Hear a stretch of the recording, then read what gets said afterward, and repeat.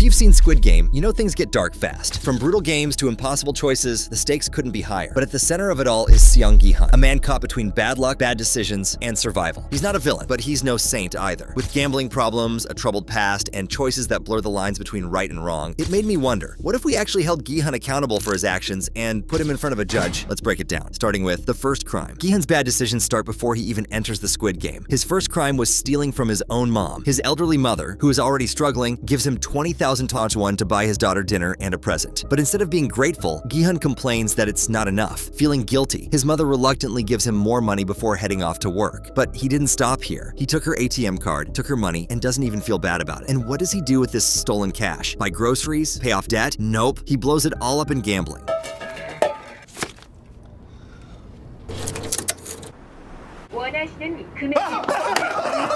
But here's the thing, stealing someone's card and using their money without permission, that's theft and fraud. And the law doesn't care if it's your mom. If caught, Gi-hun could face 3 months in prison. But this is just the beginning of his bad life choices. Seong Gi-hun's life is already falling apart. He is drowning in debt, owing 250 million won to the banks, while loan sharks are after him for even more.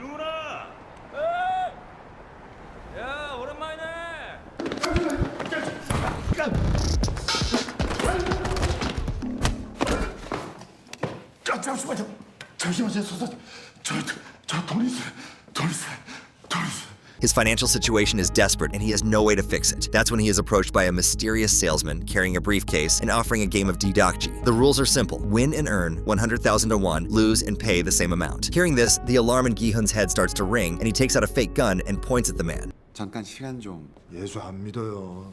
그게 아니라 제가 오늘 선생님에게 그 좋은 기회를 드리고자.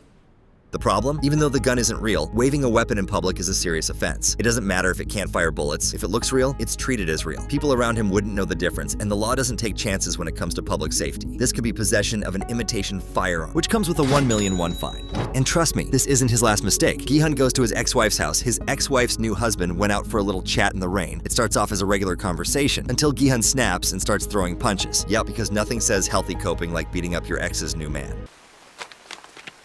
제가 꼭 갚겠습니다. 다시는 안 나타나 주셨으면 합니다. 자꾸 이런 식으로 불쑥 나타나시.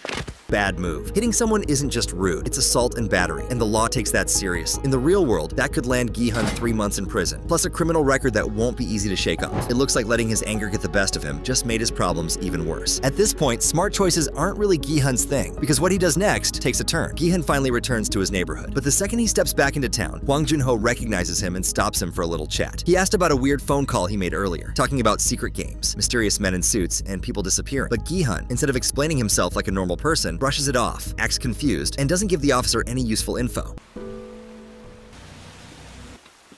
정기훈 씨, 얼마 전에 신고하러 지구대 오셨죠?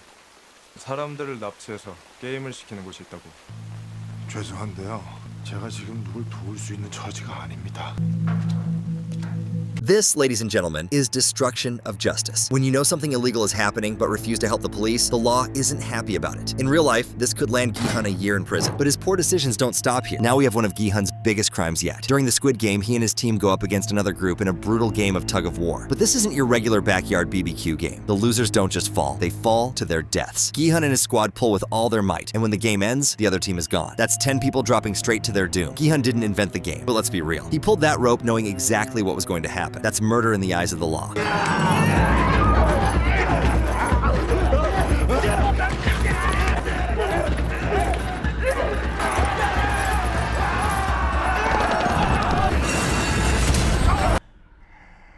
In the real world, each count of murder comes with a serious prison sentence, and since 10 people took the fall, literally, Gi-hun could be looking at 60 years behind bars. That's not just a long sentence, that's almost a life sentence. But he didn't stop here. Gi-hun and Sang-woo step onto the rain-soaked battleground for the last challenge, the Squid Game. Gi-hun starts the fight with a pocket knife, fully prepared to use it if necessary. In a moment of rage and desperation, he pulls it out and looks ready to stab Sang-woo. He lunged at him with his knife and Sang-woo dodged the attack. Legally speaking, this is still attempted murder. He intended to kill Sang-woo, had the weapon in hand, and was about to do it. Even though he didn't actually stab him, the law still sees this as a crime. The punishment? 5 years in prison. Just when you thought Gi-hun couldn't make more bad decisions, he decides to channel his inner race car driver. This time, he's not on foot, he's behind the wheel. And instead of driving like a normal person, he's speeding like he has somewhere important to be. And as expected, he got pulled over.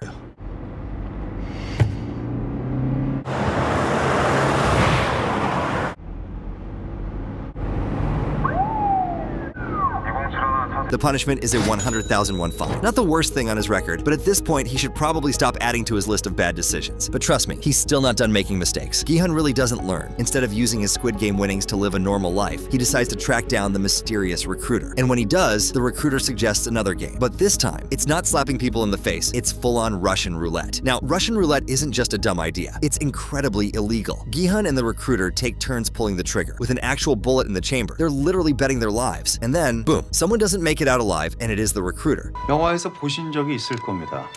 러시안 룰렛이라고. 보통은 이렇게 한 발을 넣고 판창을 돌린 후 쏩니다. 판창을 다시 돌리죠. 한 발씩 번갈아서 쏘는 거예요. 그럼 결국 6번 안에 총알이 발사될 거고 승부가 나겠죠. 어때요?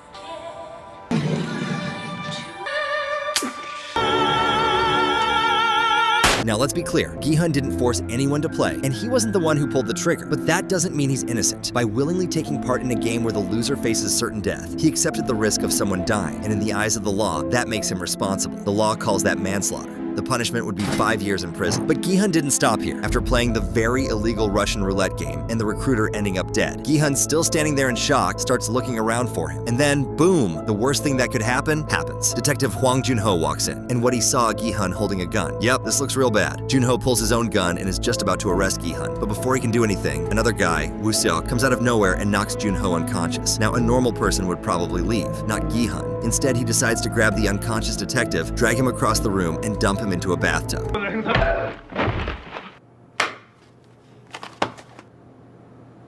This is false imprisonment. You cannot lock someone up against their will, even if they're unconscious. The punishment for this crime is 6 months in prison. But does Gi-hun stop here? Nope, not at all. After kidnapping a detective and keeping him in a bathtub, he gathers his new team and leads them into a room filled with cash. And not just a little bit, a whole pile of it, just sitting there. No banks, no taxes, just raw, unreported cash. This, my friends, is tax evasion. If you suddenly have billions and don't tell the government, they get very mad. And it doesn't stop there. When Woo-seok says they don't have enough weapons to take on the Squid Game guards, Gi-hun confidently showed them his gun collection. Owning illegal firearms? That is definitely another crime. 제가 그동안 모은 것들입니다. 이거 진짜 총이에요? 상사장님 어디서 이런 걸 다... 이야... So for tax evasion, Gi-hun could be looking at 2 years in prison and a 500 million won fine. That's a huge chunk of his winnings gone in an instant. It looks like his fortune won't be making it to his retirement after all. And if that wasn't bad enough, he's also hoarding illegal firearms, which adds another year to his sentence. Owning a gun without a license is a serious crime, and with everything else on his record, this just makes things worse. So in total, that's 3 more years behind bars and a $500 million won fine, all because Gi-hun didn't think his big plans through. And I wished it was over, but there is one itsy-bitsy crime left on the list: mass murder. Although Gi-hun is imprisoned in the Squid Game, he does start a rebellion and goes on and mass murders the guards present.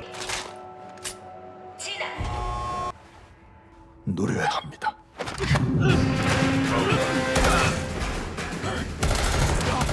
There would be a case for self-defense, but sadly, we are in Korea and not the United States. So this revolt would earn him a seat on death row. But luckily for G-Money, no one really gets executed in Korea. And like that, we have the answer to our question. Goku's final sentence would be 72.5 years, 500 million and 100,000 won, and of course, a death sentence. If you want to see more characters go to jail or uncover some crazy theories, make sure to click the video on screen now.